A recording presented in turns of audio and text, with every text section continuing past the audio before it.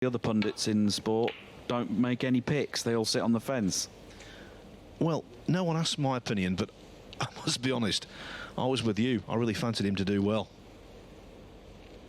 I think the humid conditions this afternoon really affected his cue. That put him ill at ease, and he made mistakes he doesn't normally do, and that's why he lost his first two matches. 3-0 to Zhao Xintong, 3-1 to Zhu Yulong.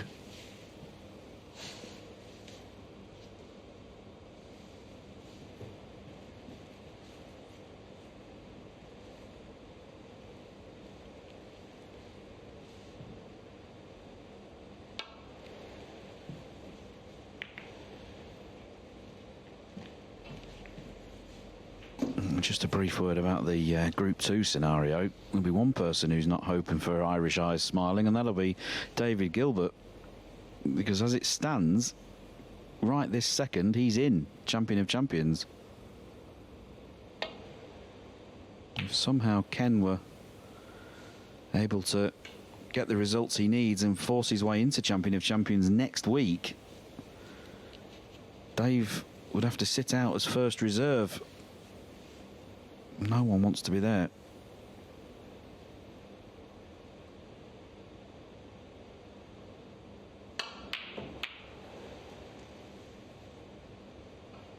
Yes, you'll see some attacking snooker in this match because nothing rests upon it.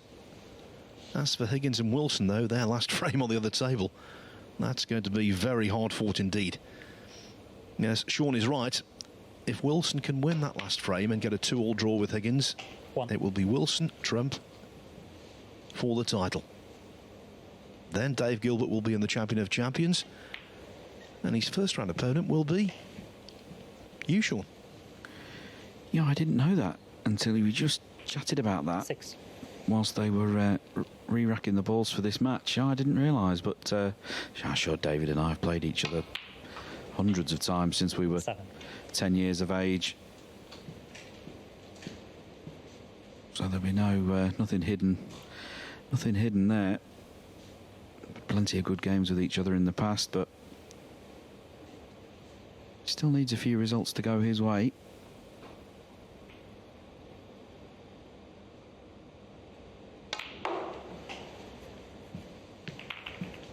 What a shot he's played there. Yeah, I don't think we're going to see much defence here, Phil. 12. I don't think either of these players are what you'd class as reckless. They both respect the game and each other too much for that, but I think they'll be going for their shots. This is fabulous, played with extreme left-hand side. You see the cue ball fizzing and actually accelerating off the cushions with what we call running side.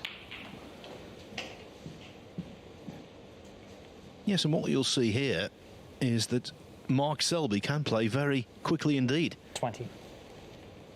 This grinder tag, I think, is inappropriate.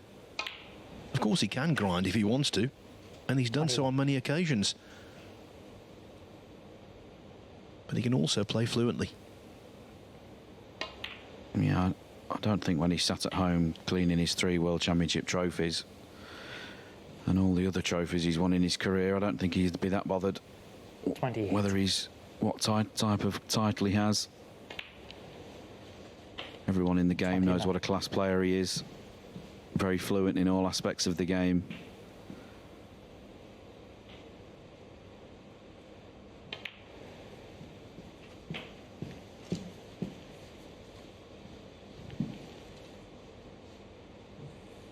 $36.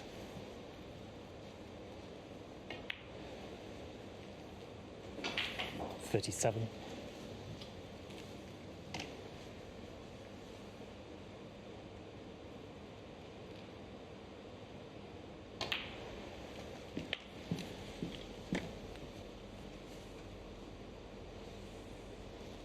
44.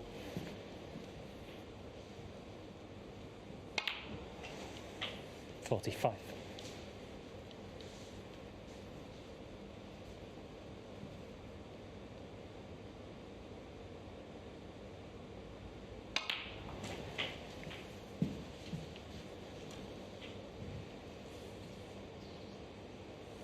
52.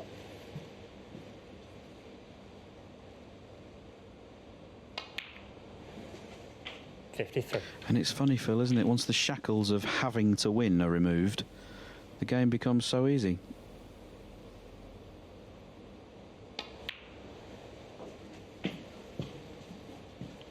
Well, we see it at the tail end of frames when 59. there's no way back for one player. And the guy at the table knows he's 60. going to win the frame, then they loosen up. In this case, they were both loose even before a ball was spotted.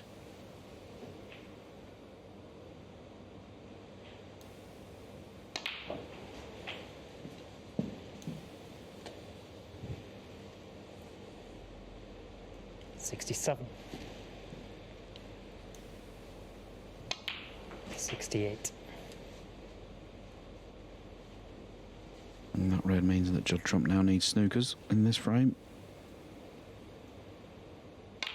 Not that he'll be coming back to the table to try and get them, of course, but a lovely break this. Never in trouble. Been on every ball perfectly. $76. But knowing Mark as I do, although he looks like he's playing without a care in the world, he will be trying on every single shot here. He'll be trying to work on something. There'll be something that he's been practicing recently, or there'll be some little piece of his technique that he's trying to improve, and he'll be using this 82. as an opportunity to work on that in a real world situation. 83. Just started working with Chris Henry, and I'm sure Chris has given him a few things to try.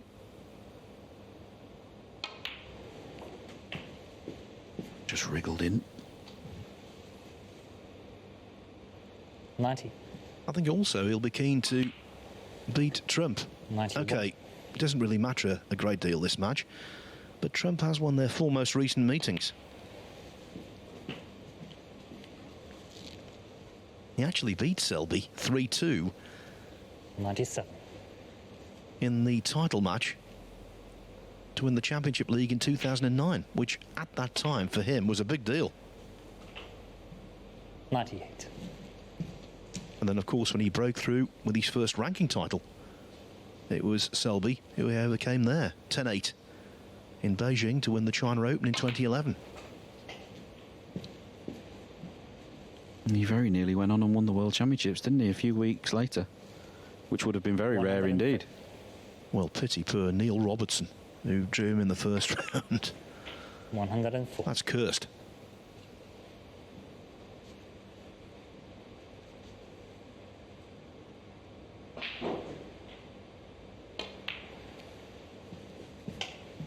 This has been sublime from Selby. Never in trouble, perfectly on every ball.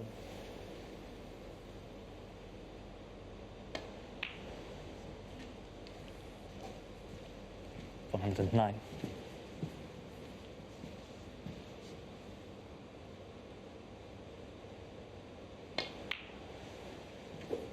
112.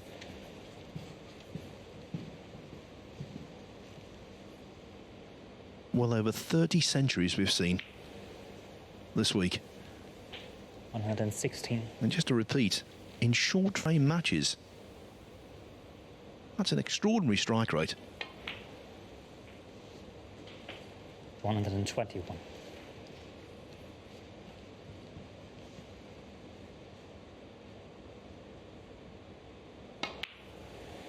127.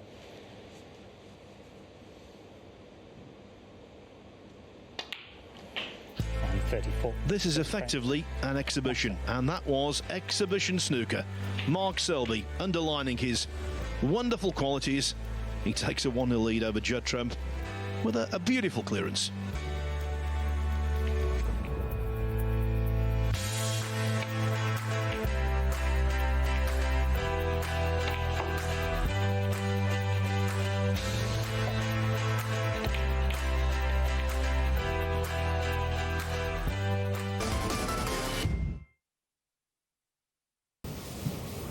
Excitement on table 2. Live pictures for you. John Higgins has beaten Kyron Wilson 3-1 But can he finish off with a 147?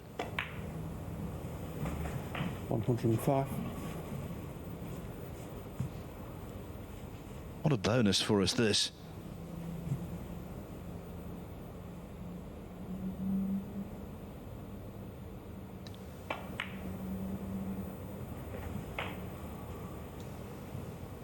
Everybody enraptured by this. Mark Selby looking at the monitor together with the 112.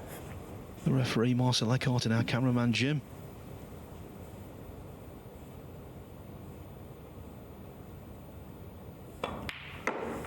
$113. Remember, already been a 147 break in this tournament on day one, Ryan Day. Can we see one on the last day of the tournament? Well, I can assure you, even Dave Gilbert, who would have been firmly in Karen Wilson's camp for this match, wanting to get in Champion of Champions next week, even he will be willing John Higgins on to make this 147. Very special moments. Everyone's watching. Come on, John.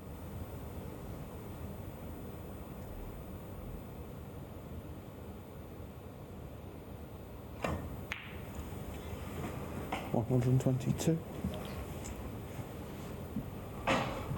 It was only in August he made a 147 at the Crucible against Kurt Mafflin in the World Championship. Just needs to mind his work here. Just thinking about the problem of how to get from blue to pink. That's what he's thinking about now. He's got to be on the brown correctly here so he can get in the correct position on the blue.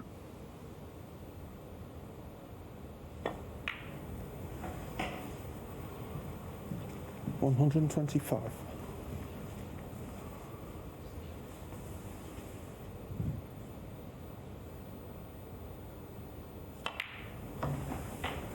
$129. Never fails to get the heart pumping.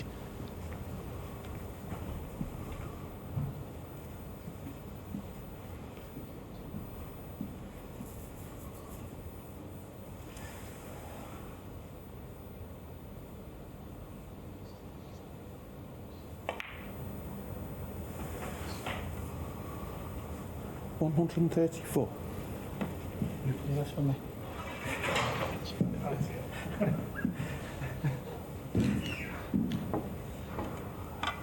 He's already knocked in one pressure ball with the rest. Can he knock in the pink as well? You better believe it. The black for what would be his 11th 147 in professional competition, equaling the achievement of Stephen Hendry.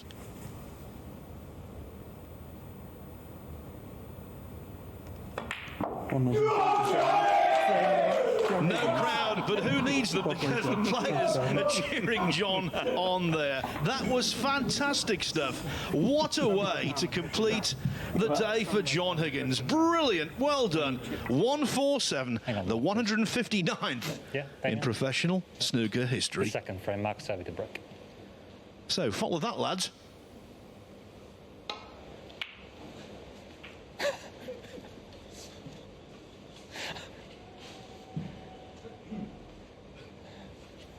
Oh, by the way, Higgins won 3-1.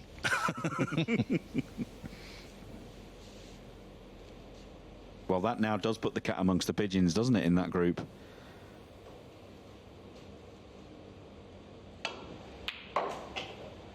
That group's still undecided. If Ken Doherty can go out and win his last match 3-0, he will take his place in Champion of Champions next week. But it has to be 3-0. Any other result, and David Gilbert will be there.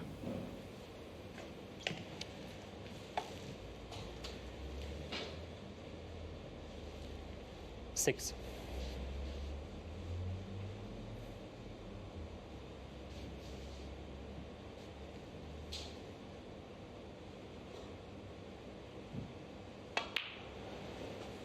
That's right, if Ken Doherty were to win 3-1, he would join Karen Wilson on 6 points. Frames won lost would be 7-4, both of them. So then it would go to the head-to-head. And Wilson won 3-1. Doherty having missed a great chance to win the third frame and guarantee at least a draw when he wobbled a yellow.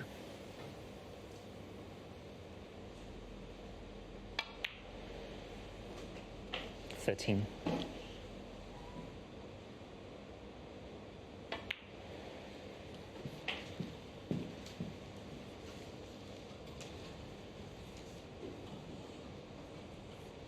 $20.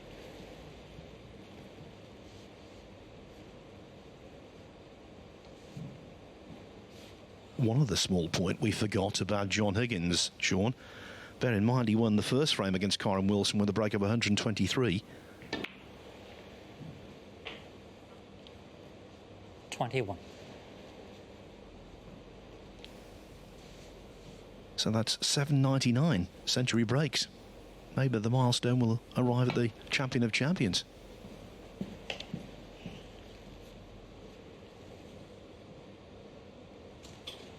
$26.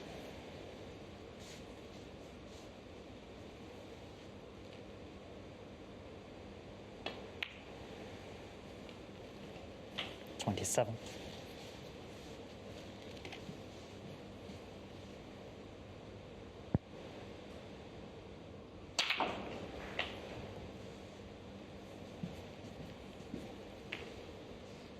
He gave that absolutely everything, didn't he? He tried to splash those reds far and wide.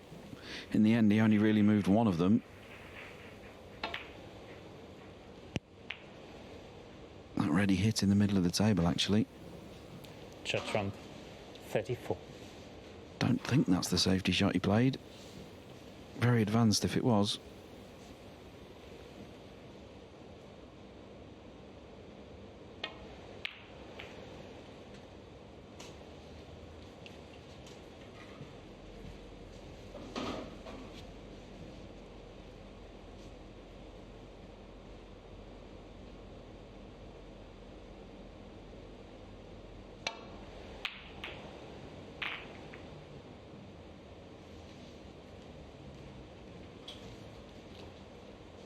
Yeah, just because he missed that on the thin side, the cue ball didn't take the path behind those reds and back up behind the yellow, green and brown.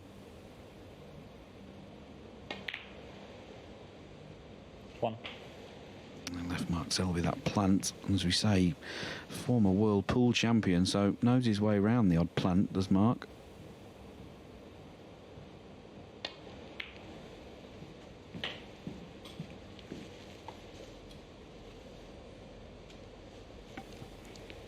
And here's one for you, Sean. Selby's average shot time in the first frame, 13.1 seconds. Nah, the computer must be broken.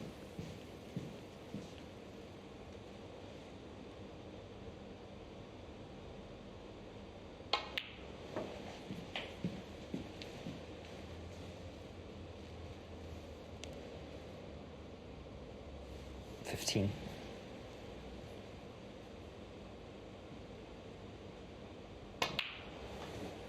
$16. Very good around the pink is Mark Selby. Does a lot of practice routines involving the pink and lines of reds in different shapes around that area. When you think about it, I know the black is obviously worth one more point than the pink, but the pink is a better scoring ball, as much as it has 4 pockets to go into, really, 22. rather than the black with just 2. And Selby extremely proficient in and around that area of the table. 23.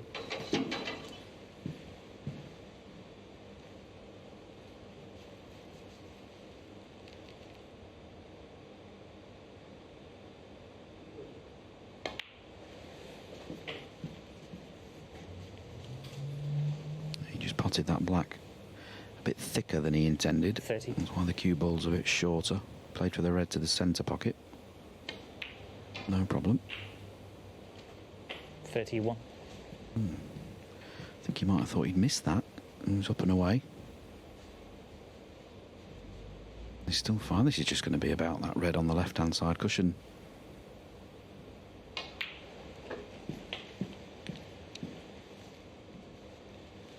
£2 points ahead. So if you were to take these 4 open reds with 36. blacks, he'd still only be 34 points ahead with that one red left, so he will need it. 37.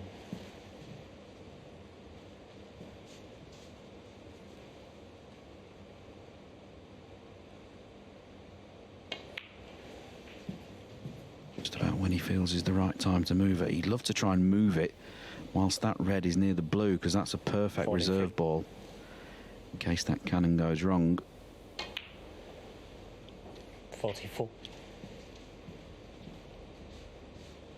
And the brown is a perfect ball to try and move that red from. I don't know how he gets to the brown from here though. 49.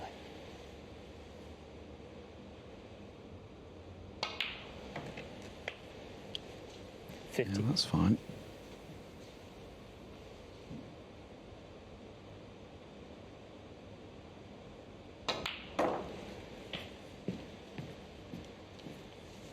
Just needs that to pull up there. 55.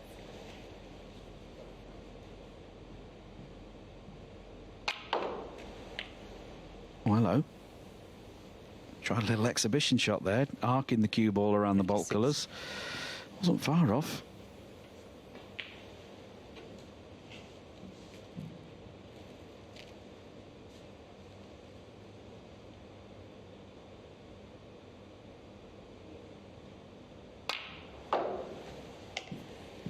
Immense left-hand side on that cue ball, trying to fizz it round. 61.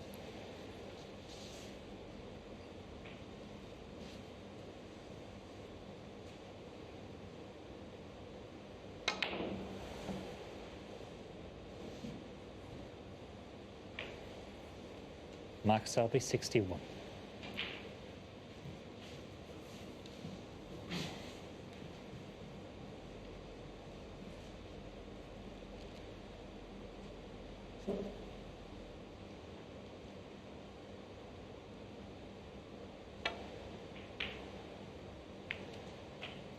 One. Yeah, nice putt on the red there, but the cannon has scuppered things. 26 behind. Now, I thought for one moment he was going to roll up to the green.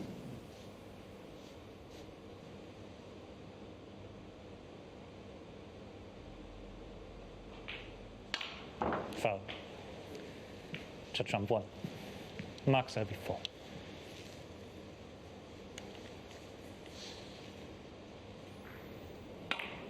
Foul. Obviously not what he was playing. That disappeared at pace, didn't it, down the middle pocket? Oh, and there's that fluke again. We've seen that so many times this week. Not just across the top cushion either, across the ball cushion. Definitely occurring more 5. on these Rasson tables. It's happened far too much now to be a coincidence.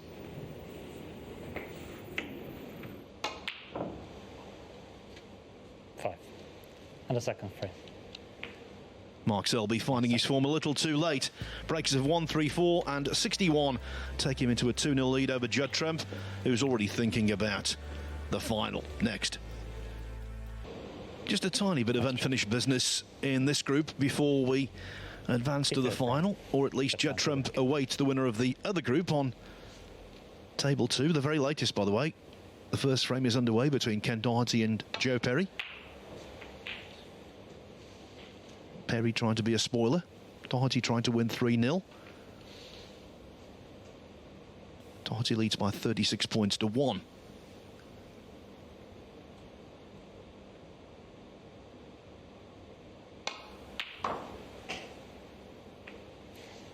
A great shot there from Mark Selby. Lovely long pot. Finished in a little awkward place here. Very difficult, this black. Oh, but nicely played. Now, I'm going to break the one unbreakable rule of broadcasting and apologise and retract something I may have just said. I might have said that if Ken wins this match, he gets to the Champion of Champions. That isn't what I meant.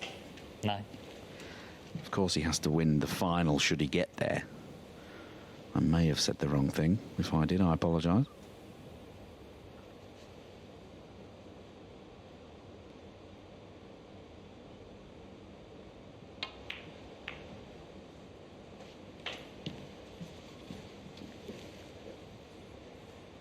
Couldn't see 2 maximum breaks, could we? Within minutes of each other?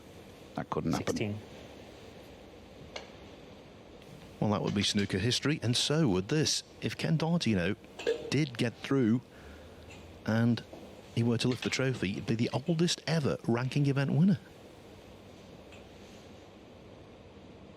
He'll love you for saying that.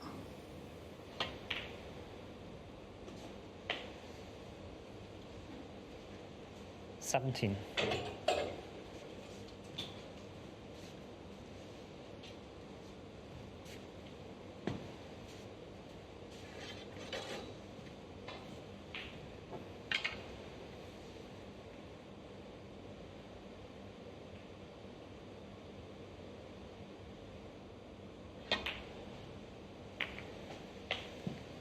It's a great shot, It's on, There's only one real problem ball here. 24. And it's the red on the left cushion near the middle pocket. And he could very easily 25. play to get that out and retain position on the red here that's nearest this left corner.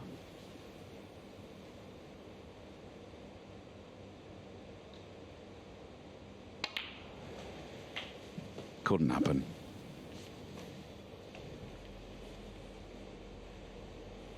$32.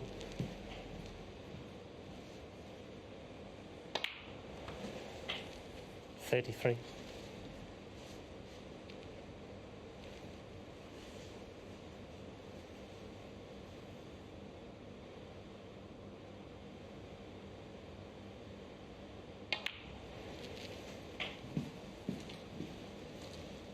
Well, he'll definitely be thinking about it.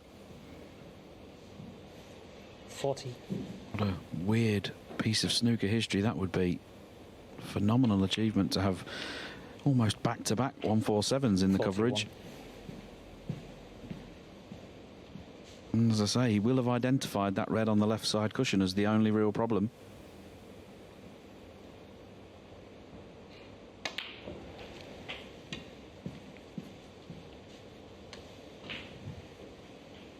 But that's gone wrong. 48. He's going to struggle to retain black ball position now. He's just looking to see, can he get past the blue and up through baulk and back.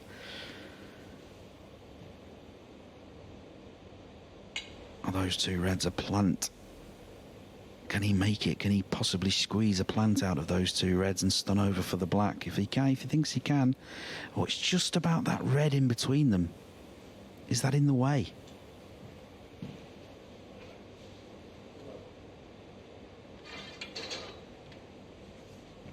Judd's onto it. He knows what's at stake now. He's got to hit the red nearest the cue ball. He's got to aim that right of the pocket as we look.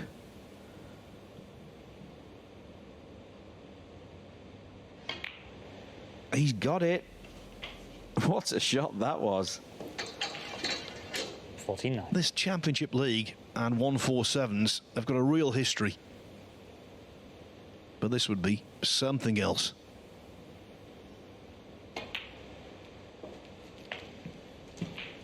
Bear in mind, Dave Gilbert made the 147th 147 in the Championship League, as we see Selby's superbly executed plans. 57. In 2017,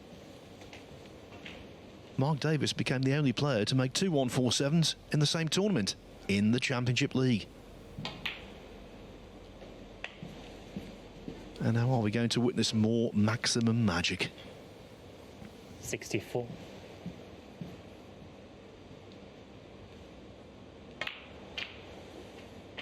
And in his 65. formative years, of course, he will have spent many a practice session with Willie Thorne, Mr. Maximum himself. So he will know his way around a 147.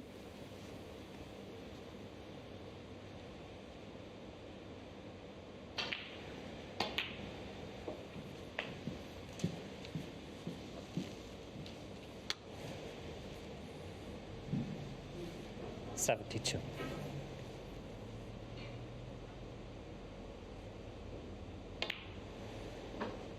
$73. He's just got to work out when he's going to move that red.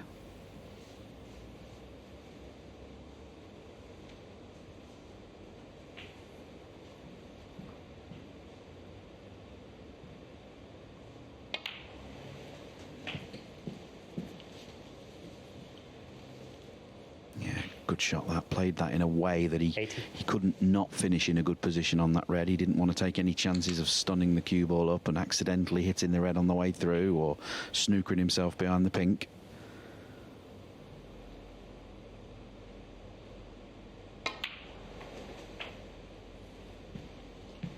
$81. Well, he's got the angle to move the red off the side cushion. If he wants to take that risk now, he could do.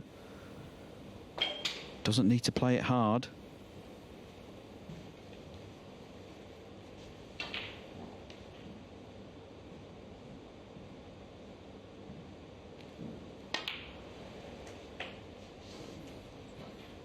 Oh no, he's gone through the gap.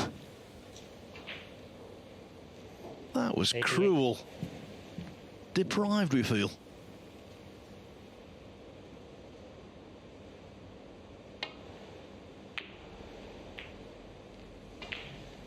Rubbish. 88, frame in the match. Judd Trump sees the funny side. So too Mark Selby.